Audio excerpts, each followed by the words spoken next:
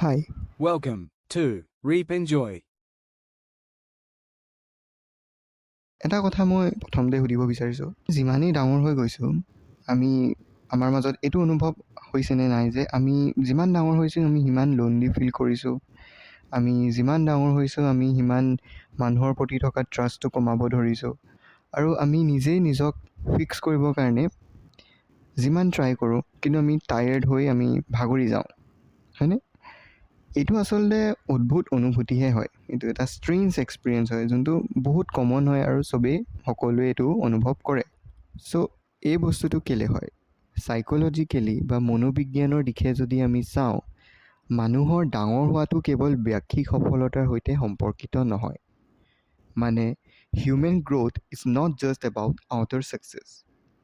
ইয়াৰ লগত গভীৰভাৱে জড়িত থাকে মানসিক আৰু আৱেগিক পৰিৱৰ্তন। It's deeply tied to emotional and mental changes. So, আমি যেতিয়া ডাঙৰ হওঁ, আমি পুৰণি ধাৰণা, অভ্যাস আৰু সম্পৰ্কবোৰ মানে ৰিলেশ্যনশ্বিপছবোৰ প্ৰশ্ন কৰিবলৈ আৰম্ভ কৰোঁ।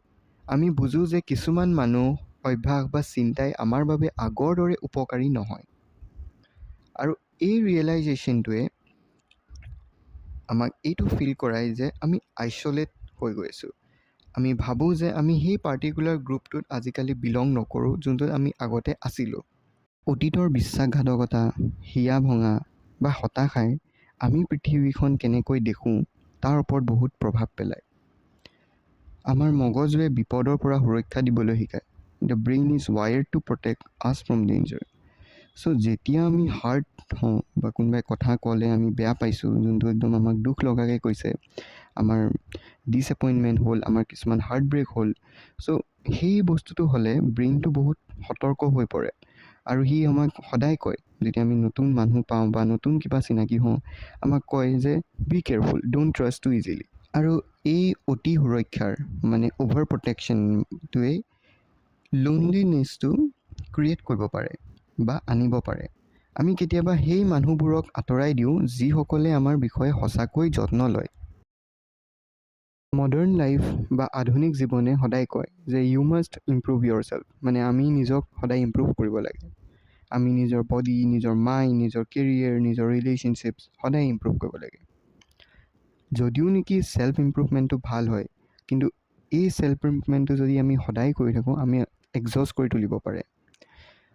চাইক'লজিষ্টৰ মতে বা মনোবিজ্ঞানীসকলে কয়, উন্নতি আৰু নিজকে গ্ৰহণ কৰাৰ মাজত সন্থা কৰাৰ প্ৰয়োজন, মানে বেলেঞ্চ ৰখাটো বহুত প্ৰয়োজন। আপুনি নিজকে সলনি কৰিব বিচাৰিব পাৰে, কিন্তু লগতে নিজৰে বৰ্তমান ৰূপকো আপুনি ভাল পাব পাৰে। কিন্তু আজিকালি ছ'চিয়েল মিডিয়াই এটা এডেড প্ৰেছাৰ আনি দিয়ে। আমি কনষ্টেণ্টলি কম্পেয়াৰ কৰি থাকোঁ আনৰ সৈতে। তাহাঁতৰ হেপিনেছ হওক, তাহাঁতৰ ছাকচেছ হওক বা তাহাঁতৰ লুকছ হওক, আমি সদায় তেওঁলোকৰ লগত কম্পেয়াৰ কৰি থাকোঁ।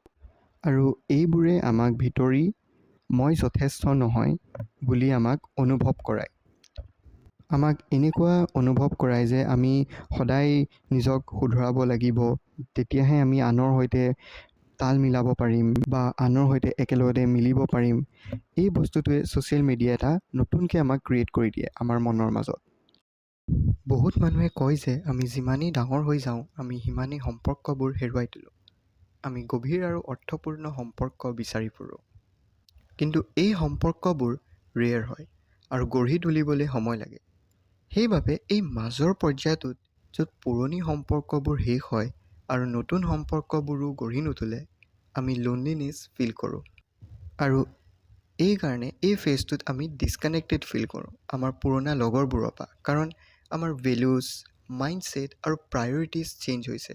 কিন্তু একে সময়তে আমি এনেকুৱা মানুহো বিচাৰি নাপাওঁ যোনে আমাক কমপ্লিটলি বুজি পায় আৰু একচেপ্ট কৰে আমি যেনেকুৱা বনি গৈ আছোঁ।